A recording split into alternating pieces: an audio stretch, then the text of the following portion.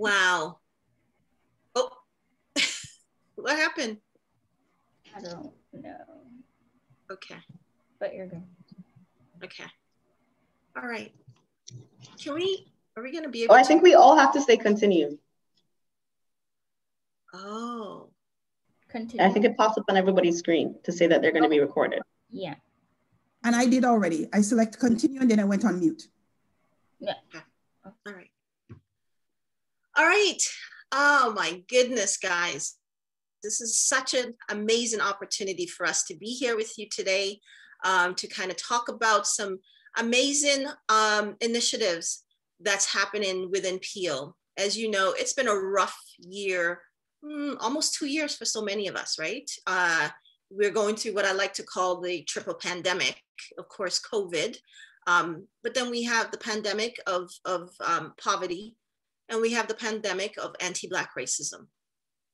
And so our talk today, our conversation with you today is perhaps around that latter piece of that pandemic, the anti-Black racism piece, because what you have to do when you're into this type of atmosphere is come out with opportunities and tools to kind of help us to do these things. And so I am so blessed to have a group of women that I've been working with over the last, few weeks, that we've been able to come up with what we call a toolkit, if you will, calling it TIPS 2.0, an initiative between BCAN and MNS. My name is Sophia Brown Ramsay, and I'm going to introduce you to our team shortly. We have Miss Marcia from MSS. We have Tia from BCAN.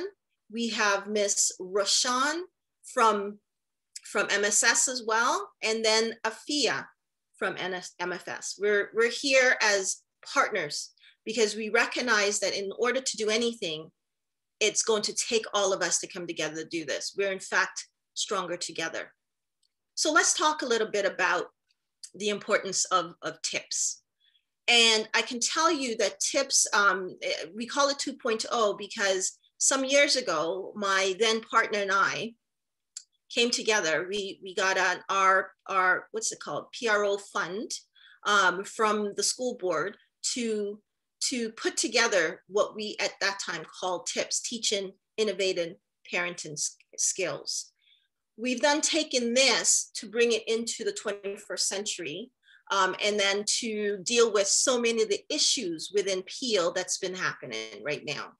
So let's get into some of that. Let's talk about this a little bit more. Okay, so one, when you think about TIPS, when you think about wraparound, when you think about us coming together, I can tell you that for me, it harkens back to my childhood. It harkens back to my grandmother and how she dealt with, issues within our neighborhood and with kids that was happening, that she knew just as a parent, just as a grandparent, that all she had was her time and the opportunity to kind of bring folks in, wrap around them, and give them the things that they need.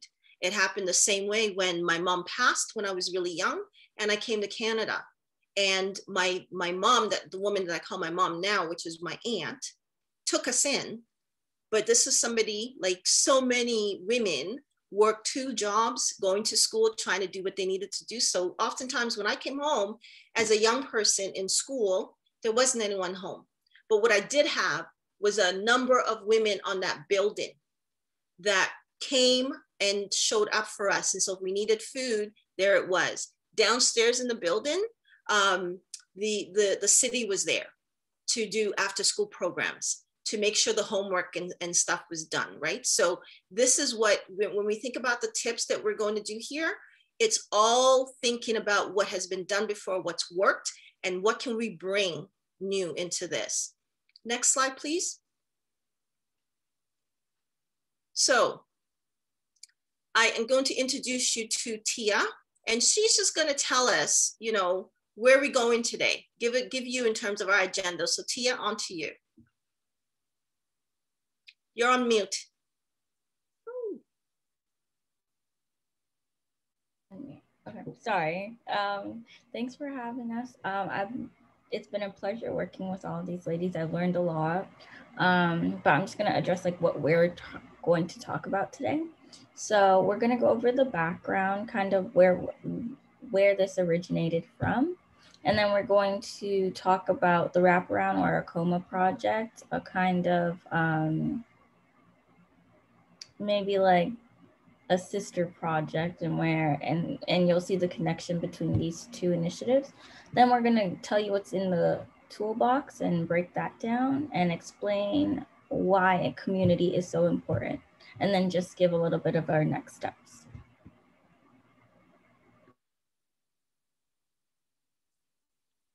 So thank you so much, Tia. That's great. Let's dive into the background. Why do we need tips, guys? Why do we need tips? Here's why.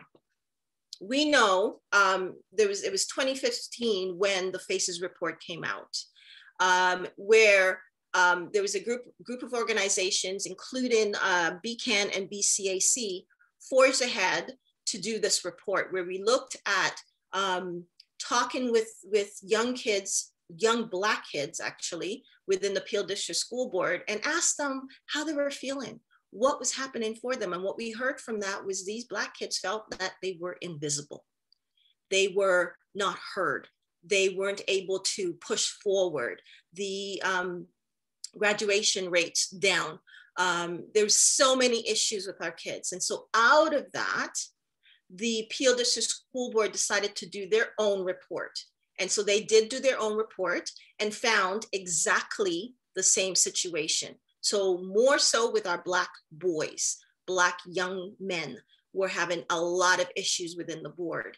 And so out of all of that came the re-rise, right? So there was a real push to work with particularly Black males. Since then, the school is working with all Black children, has a real focus on that. And so you're seeing that in terms of some of the funding to organizations, Black focused organizations within the region to work with our Black kids. We've got young people that started their own organizations because they recognize that sometimes young people listen to other young people as opposed to listening to somebody like myself, right? And so they've put them together to do that. You would have had to have been under a rock over the last couple of years to not know some of the things that was happening here in Peel within the school board. And so you've got the minister, education minister, 2019 came out with another report, given everything that was happening. All of this happened, guys, because parents and community came together, pushed the envelope and said, you know what, enough. We need to do something to assist our young people. We need to do something to protect their possibilities. And so here's where we are today. And so, you know, we've got out of the education minister's 2020 report came the ministry's initiatives. And so there is a number of recommendations that the organization is now working on. So you've got folks that they've hired new staff. They've got folks who are working specifically with Black children within the region to make sure at the end of the day, our kids are feeling visible. And it's a huge situation here, guys, that we've been moving through, because honestly, if we don't do this together, and if we don't come up with a different way of recognizing that whatever we do today affects what happens to our kids tomorrow, we're going to lose a whole generation. So, you know, our partners, this team, is joining the rest of our community and saying, look, let's come together, let's put our heads together and let's figure out how we can help.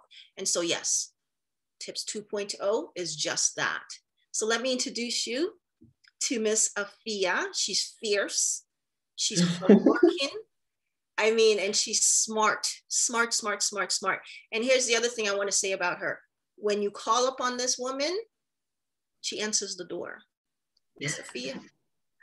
Thank you for that amazing Introduction, Sophia. So I'm going to be talking to you guys about the objective of our toolbox today. We've actually created this toolbox to help empower and increase confidence in racialized students and parents. There's a history of Black and Brown students being disproportionately disciplined with harsher punishments, as well as streaming of racialized students into applied courses, arts, and sports, rather than university courses within the PO school system. As Sophia mentioned just previously, this is illustrated in the 2002 Ontario Human Rights Commission report, the 2016 Peel District School Board report, which, as Sophia mentioned, birthed the We Rise Together initiative, the Peel District School Board interview with CBC Metro in 2016, as well as in 2019 and 2020 reports by the Minister of Education. The goal of this toolbox is to help racialized students and parents navigate the school system by creating a wraparound service connecting families to different community resources for both preventative measures as well as if issues were to occur. So now Sophia will now go on to discuss the wraparound model in a little bit more detail. Thank you. Thank you so much. So wraparound, it's a word that's used so much over the years. And it means a lot of different things to a lot of different people. But the crust of the wraparound, the minuteness of it is the same. You know, you've got a plan and process that is student driven for us, and it's parent driven. We recognize that parents need a little bit more help, particularly when we have parents who may be folks that's coming from another country. I talked to you earlier about my grandmother, and my grandmother would be she was very comfortable in making sure we had, you know, clothes on our backs. The uniform was pressed and ready to go for school. And, you know, the lunches were packed and we had something to eat. And then she, you know, left, we went off to school. And from that though, she knew that the teachers had us, they got us. There was something between when I was coming up in Jamaica, between the teachers and the parents, that they knew parents were handling this and the teachers would handle certain things. But imagine when you come into a new country, right? In Jamaica, I didn't know that, I didn't even realize I was Black kind of thing, because that's who I was around. So I never heard, you know, Black and the N word and things like that. Didn't hear that until I came to this country. So here it is. There's that particular kind of relationship. Now you're at a new country, things are a little bit different. And so you have to learn to navigate the system a little bit differently. And so this is what this wraparound, this TIPS 2.0 is about, is helping our parents to navigate a little bit differently, especially immigrant parents, whether you've been here for a while or whether you've just come, right? It's looking at that piece that I talked about earlier, that when I came to Canada and my mom was, you know, working her 2 jobs and studying because she wanted to open her own business, which she actually did. You know, you had almost like a team. When I was coming up, I didn't know I had a team, but they were there. The women on the building, the after school program outside, and even the school down the street from where we were was another drop-in place where we could go to kind of get the kind of help and assistance that we needed. And so it's team-based. It's a team-based planning that is developed thinking solely of the individual, thinking about that particular student and what that student needs. And it comes from the strength-based perspective, where we're looking at what do you already have in your own toolbox that's going to help you to do what you need to do, right? And so the last piece that we want you to consider here is, you know, the fact is once you look at that team, once you look at what are the strengths with the parents and within the community, because this toolbox we're talking to you about is not just what's there in terms of what we could tell you on paper what you need to do as parents, but it's also who and what organizations are out there in the community, and who and what do you have around you. So if, you know, for instance, there's a meeting coming up with the school and, you know, I can't make it, but Afia can help me out. you know, so I would have her as, you know, one of my buddy parents that could help me to go to that meeting for me or be a part of that meeting. If I'm a little nervous, we have people together that can help us to do that. And so what this wraparound model does is help us to develop these strategies so we can look at what is happening for the parents, what is happening for the students, and to go from a family standpoint on a day-to-day basis. Here's the help that you can get. You know, it's a complete wraparound. If you could just imagine, you guys, wrap around yourself and give yourself a great hug. How amazing does that feel when you have people and initiatives and folks within your life that can help you to feel that sense of self, that ease, that, you know, I don't have to go this alone, right? So let me now introduce the very driven, this woman really, when she decides to do something, when she decides that, you know what, I am going to work at something like this, she puts everything in it. It's somebody that you want to have in your corner, especially if things are challenging. Again, another person that you can count on. Let me introduce you to Miss Marcia, and she will pull you through this.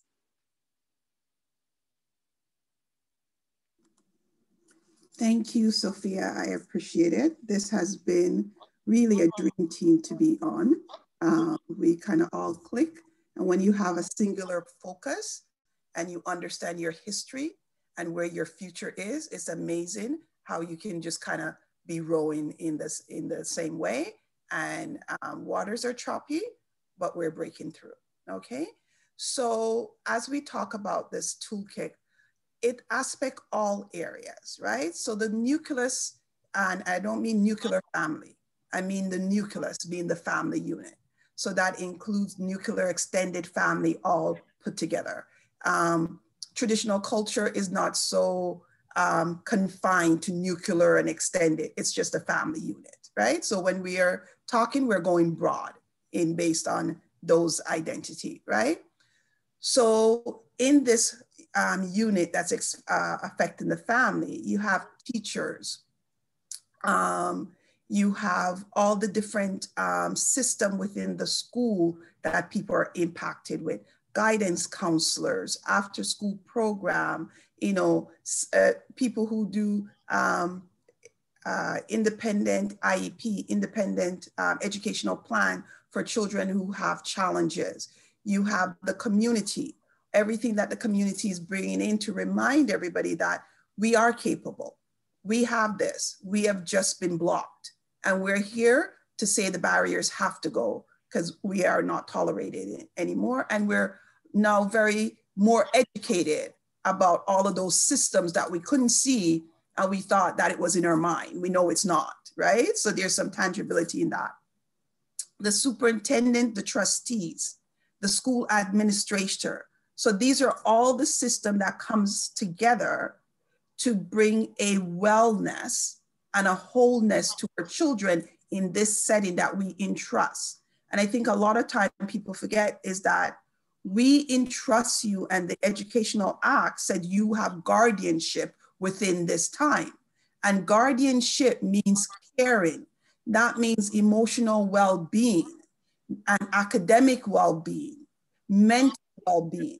So my zone as a clinician, the other piece are important, but if your emotional and mental well-being is not there, the rest cannot go. And I think we forget that we are caregiver and guardianship. And as such, as a community, we're coming to all these individuals that has been given guardianship by the state to say, we want to see it. We have not seen it the way we want it. We have not seen it the way it should have been tailored. And we are looking for that. And we are coming to work with you to let you know a little bit about us, to share with us how we can bridge this to deliver this. Because I do believe everyone in the system wants success, right? We just have to get together and define how we mesh this success together, you know, and understand each person's limitation in this sex to get a tapestry, right? Just like building a quilt. And I am going to, next slide, please, Tia. Okay. And I am going to transfer it to my phenomenal colleague, Rashawn, who have done a tremendous work. She came to us from the University of Laurier. She'll be leaving us soon.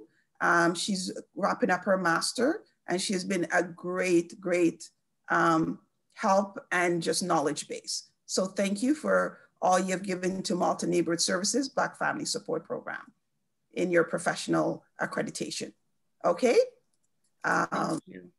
Rashawn, the floor is all yours. Thank you, Marcia, for that awesome introduction. I appreciate it. So I'm just going to talk a little bit about the toolbox that we've been referring to. As mentioned by Sophia and Afia, the goal is to support parents in navigating the school system and empowering parents and students. So the toolbox, it will be a way to use wraparound, the wraparound we've been discussing with our community and families.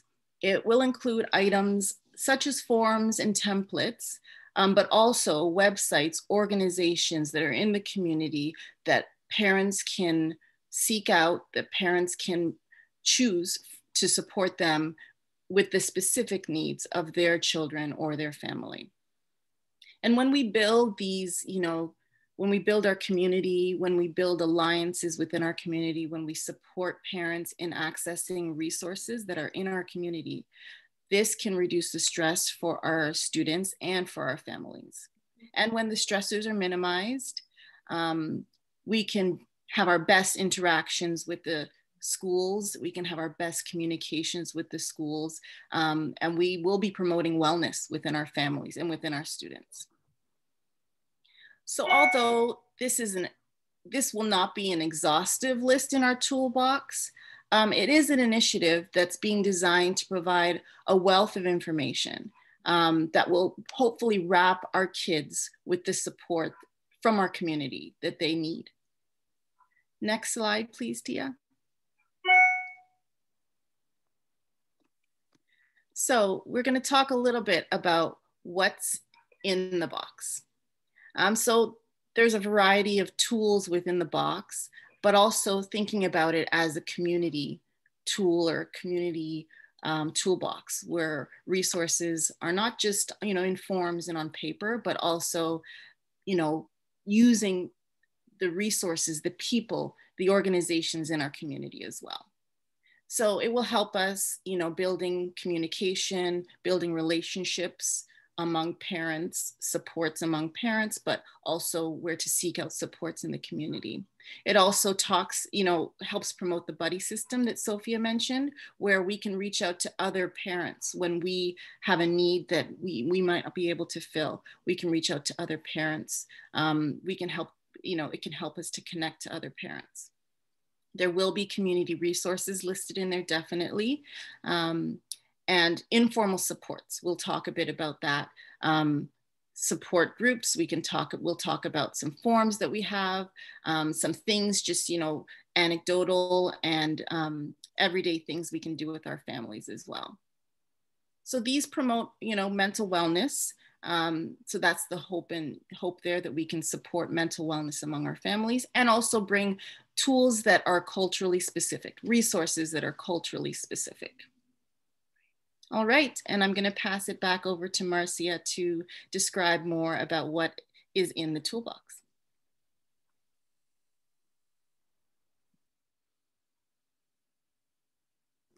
Sorry, I forgot to unmute. So this toolbox that we're talking about, there is a practical component which are toolkit, but you can think of them as worksheets, right? Because there's, this toolbox is something that's being built. But in the meantime, as we're doing that, we can offer you some practical information that parents can have at their fingertips.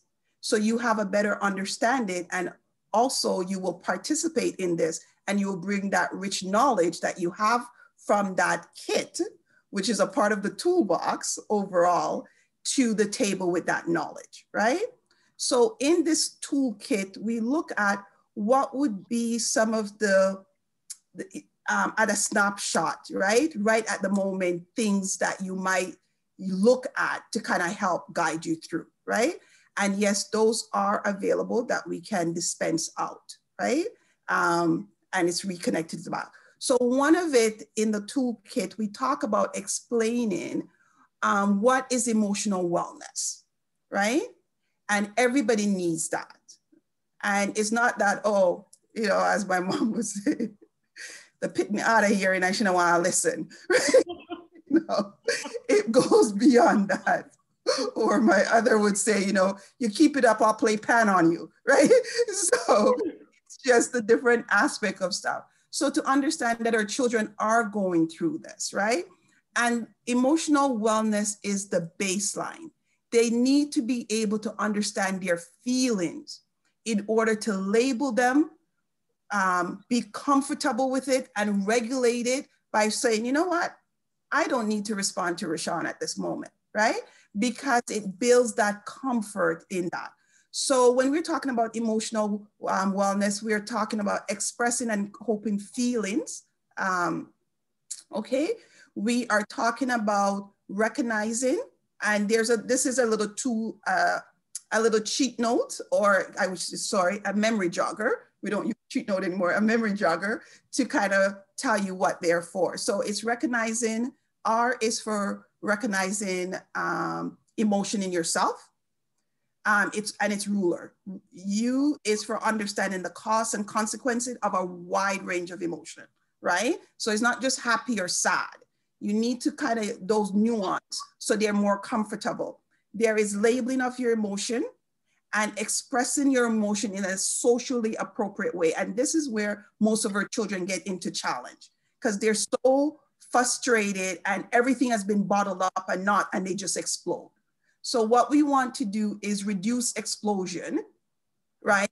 And allow for continual conversation and those refinement of our feelings because they're gonna come out, right? And henceforth regulating your emotions so you're not exploding. Tia, next one.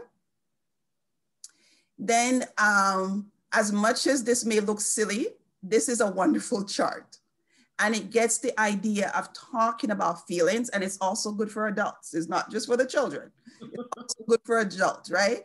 And it just has the basic one. But I include with my son, you know, are you bothered? Are you annoyed? Are you frustrated? And I ask him what that means, and he is very good at articulating. So sometimes I'll look at him and I go, you know, Zay, is something wrong? And he's like, no, Mom. And I said, well, I see this. And I point out what I'm looking at in his behavior. And he goes, no, Mom, I'm just tired, or I'm just thinking in my mind. So that's good. So then that is teaching me about his regulation, right? So I don't interrupt his quiet time with me being overly worried or him thinking, you know, a helicopter parent, right? Kind of stuff with that. So it gives us a language by which we can talk, right? Next one, Tia. Okay, then when we talk about, because this is with the school, they talk a lot about emotional regulation. These are the component that they're talking about. And when parents have a better understanding, then we're speaking a language of commonality versus you're looking and thinking, okay, what is this woman or man talking about? Okay, right? And then you don't want to engage because the language has all of these jargon and stuff. So I want to break it down so you just understand at the basic level of what it is, right? So next one. So one of the things which is significant to our children, and we do this before it was even given a name, racial socialization. Racial socialization is what we do to keep our children safe. So based on the things that they're going to encounter, we start putting corrective measures in place, right? Parents, talk with your children about their Black identity, okay? And I'll use my son as an example. He has learning challenges.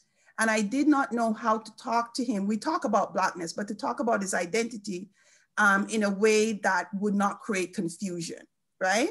And then I was forced to because at school, someone was actually picking on him and calling him a nigger, right? He didn't understand the word, and he ended up calling another racialized child a nigger, right? And the teacher called me, and I'm thinking, where is this word coming from? It's not used in my house, etc. So I talked to him, and he just thought it was just, he understood it was something that wasn't positive, but he didn't. So we had that conversation, right? So sometimes whether you're prepared or not, it's gonna come. So it's better if you started that piece, and I've been more mindful of that in figuring a way to talk with him, even with his learning challenges, right? Make them feel proud about being black skinned. So when I deal with him now, I say to him, you know, you stole my hair. You have such thick, beautiful hair. I want it back. So now when we talk and he's like, no, mom, I'm not cutting my hair. You're just jealous. It's my hair, right? This complete different conversation about hair versus that your hair is so thick, it broke up the comb and all these kind of things, right? So it's a more positive thing. And I talked to him about how beautiful of a black boy he is, how proud I am to be his mother. So these are the things that I'm building the positiveness of his black identity, right?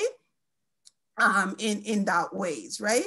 And I don't, if you're comparing to say, you know, this is possible. So when he comes and he goes, you know, mom, I can't do this because, you know, it's hard for me. I go, life is hard. And I said, well, I have a learning disability and there are my degrees outside your door. What is your problem, right? Or I said, your tutor has a learning disability and there her stuff there. What is your problem? So what I'm saying to him that this is not impossible. Although it's a challenge, it is not impossible because others have met that challenge and succeed, right? So that's where it's about. The other piece that I want to talk to you in this kit is the issue of, we also have, for my notes here, we also have a support guide.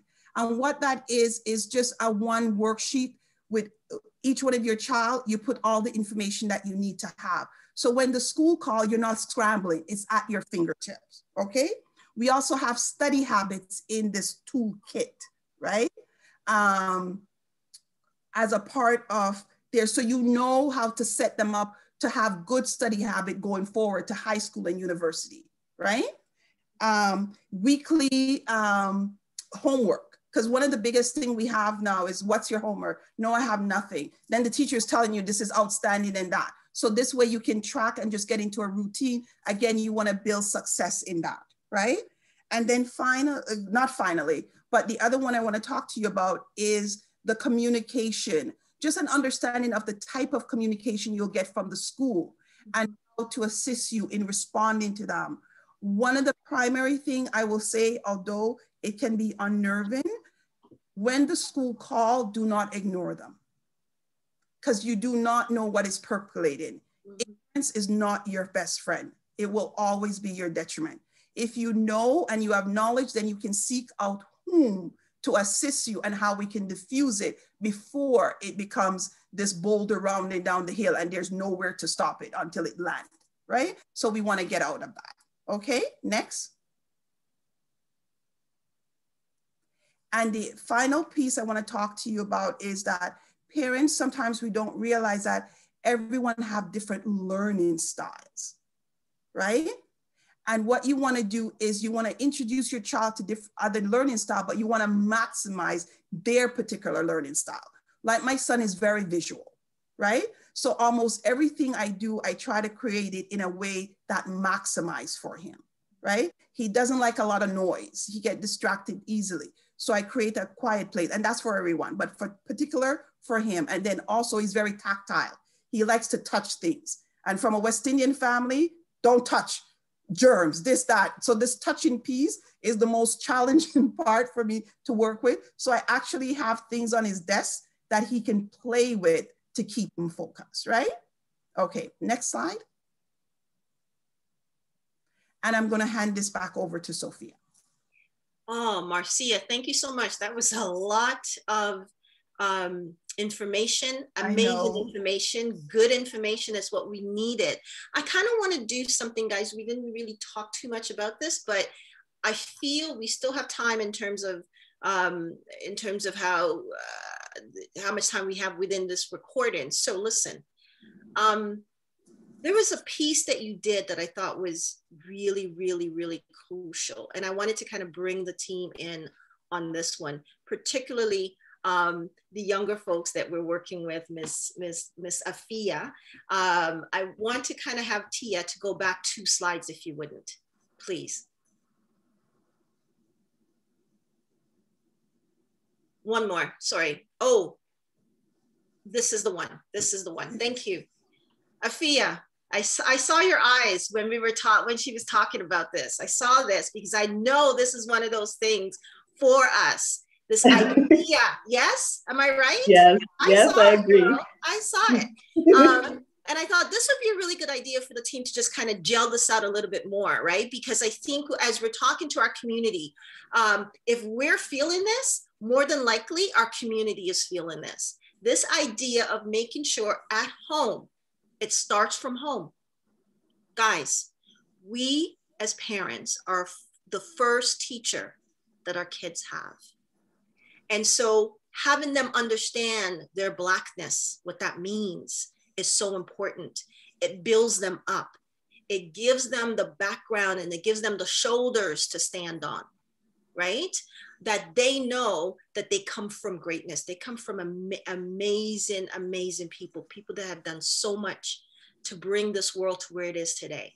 So Sophia, I just wanted to ask you to kind of, weigh in on it, because I saw the sparkle and yes, I definitely agree with this, because I feel like knowing where you are coming from, for example, the term Sankofa. So I'm not sure if anybody knows that term, Sankofa, you have to know where you're coming from in order to move forward. Yes. Because that to me holds a lot of esteem, because no matter where you go in the world, whether you go to the Caribbean and it's Black and Indians, or you go to Canada and we're very diverse, or you go to the South and it's all white people in the States, right? In the down South. So no matter where you go, once you know your identity and you are confident within your skin, you will be able to elevate, and nothing will necessarily be able to tear you down, because you already have that confidence instilled within you. You already know where your history is coming from. Your parents has taught you they've given you that foundation of self, so that now no matter where you go, you're able to be okay with where you stand and be able to bring what you have to the table despite what you look like on the outside. So I definitely agree with that. Beautiful, beautiful. And guys, listen, we're talking about Blackness here, but we're talking also with, immigrant parents from wherever you come from. Yeah. And I know that there's been a number, just stay on that slide for me, a number of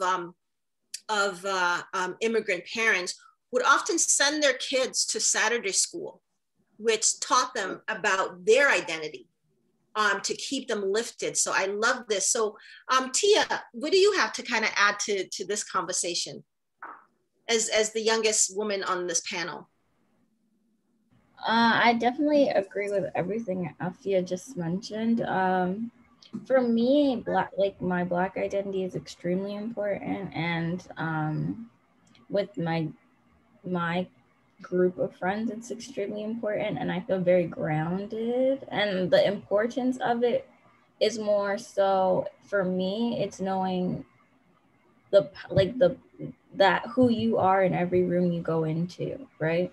And we have a very rich ancestry, which some people know of and some people aren't aware of, but it's extremely important, especially for little Black kids, to really fall in love with, I think. So in order to fall in love completely with yourself, in my opinion, but it's everything. So I'm really happy that we included it in the toolbox.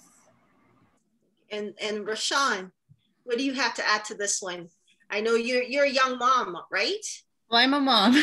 I'm a mom of a 5, 10, and 15-year-old boys. And definitely what Tia and Afia have said has echoed with me in, the intentionality that we as parents have to work with in instilling pride in our sons and daughters of their history of African people, where you've come from, and the many contributions that have built and shaped the world that you're a part of, because it's not recognized a lot of places, and they're not going to see it, you know, depending on where you live also too, they're not going to see that reflected in their community often, in a positive way. So I think that as parents, and you mentioned too, Sophia, we are our kids' first teachers, and it's so important to start early and often.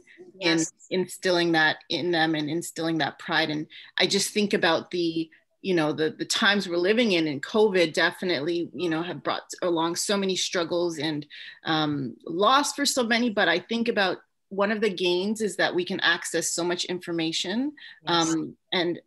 And have, you know, a variety of resources at, you know, on our computers. So I know my kids have been involved in organizations in Ottawa where we did lots of learning on, you know, African civilizations that we wouldn't have been able to access, right. You know, otherwise.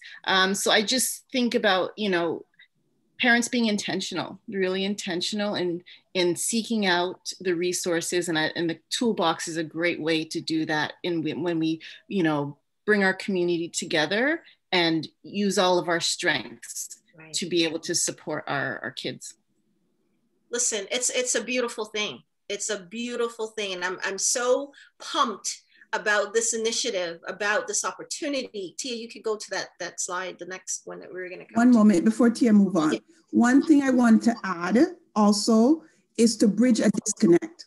Because when we talk about Black leadership and Black identity, there is nothing wrong with it. There is a whole overemphasis on, you know, US history. Yeah. But we have some really rich Canadian history. And I want family to get into talking to kids about our Canadian history. Mm-hmm. Some of the milestones, like the first Black mayor that we had, and the journey that happened, and all of those pieces. So sometimes our kids get disconnected and say, well, it's all the US, because we haven't spent time to teach them about Black, you know, what it is they call them, movers and shakers, mm-hmm. Are coming to me, trailblazers, that's the word, trailblazers, the Black trailblazers that we have had. So we can merge too. We don't have to be one or the other, but we can merge in this. Every day I think about it, being a little science quirk. That's my first background. You know, blood transfusion, we do that every day. Who was the doctor who understood and let us know that there are different blood types? It was a Black man. That's right. Right? Out of McGill University. Engine, all of those things, right? So there's so many things, right? So we need to kind of merge that. Go ahead, Sophia, sorry. Even one more thing. Yes. Come on, guys, the $10 bill, Viola Desmond. How could we forget her? $10 bill, yes. Our money, come on. I know, right? Put your money where your mouth is, baby. That's right. That's amazing. I love this. I love this group of women. You guys have done a great thing. And the reason why, guys, you'll see this is a little different than some of the other videos you're going to be seeing around this conversation. We did this. We've decided to bring our team and not have just one or two folks talking about this, our entire team together to do this, because it's a bit of a microcosm of what we want to see with the village, right?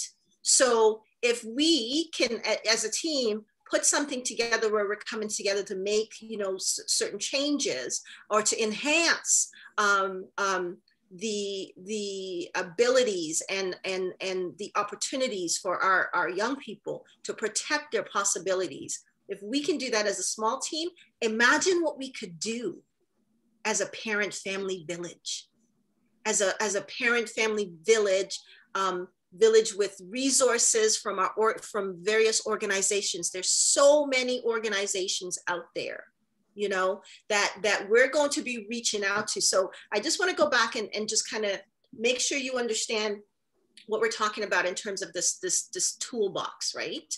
The toolbox, Marcia gave you some very concrete pieces that's there, that's available now, that you can get from her, from Malton Neighbourhood Services, to deal with some of these things. But there is the other piece that this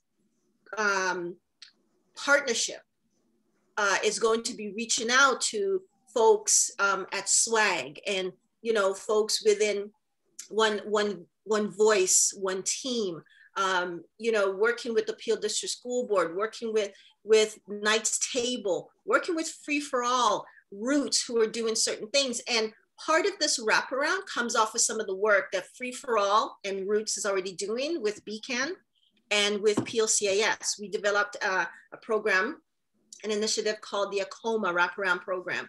The ACOMA Wraparound Program has been so successful that the ministry have decided to do a prototype, because they'd like to see that run through all of Ontario, if you can imagine. So we would like to kind of bring that kind of relationship to this, right? So we will be reaching out to BYSSI. We will be reaching out to Keep Six. All of these organizations that you see here, they are organizations that's out there that's going to be very, very helpful to you. So I want to just take this opportunity, guys, to thank Miss Marcia, as Tia likes to call her.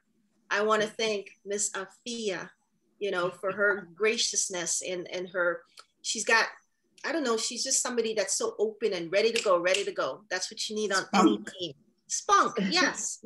I want to thank Tia. Tia is a behind the scenes kind of girl. She's very laid back. She just goes in, you ask her to do something. Here's another young woman. It is done. And she takes her time. And then there is the